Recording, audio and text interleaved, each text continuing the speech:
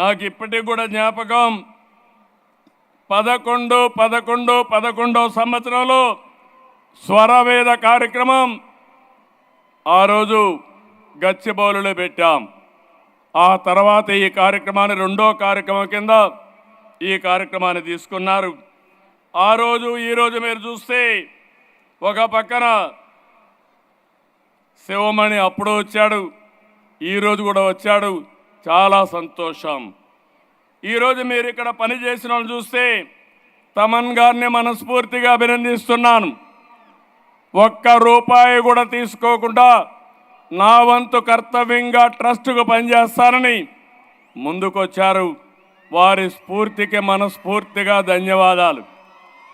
ఒక మంచి పని ఉంటే వ్యక్తులు ఏ విధంగా స్పందిస్తారంటే, ఇప్పుడే మా మిత్రుడు పవన్ కళ్యాణ్ గారు 1,00,000 రూపాయలు టికెట్ తీసుకోకుండా 50 లక్షల రూపాయలు ట్రస్ట్కి విరాళంగా ఇచ్చాడంటే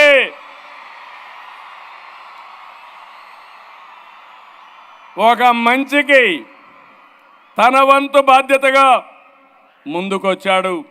ఆయన్ను కూడా మనస్ఫూర్తిగా అభినందిస్తున్నా.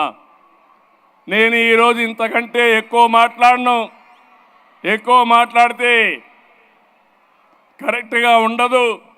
ఇక్కడ రాజకీయాలు లేవు.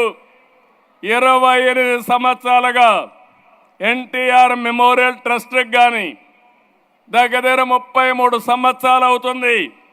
హెరిటేజ్కి కానీ పెట్టాను, కానీ కంపెనీ స్థాపించాను, కానీ ఆ తర్వాత ఎక్కడ కూడా ఒక ఫేవర్ జరగకుండా మెరిట్ ప్రకారం మీరే ముందుకు పోవాలని చెప్పాను. మా కుటుంబ సభ్యులు ఆ పని చేసుకుంటున్నారు. దానికి సర్వత్రా చాలా ఆనందంగా ఉంది. ఒక మిస్యూజ్ లేకుండా సమర్థవంతంగా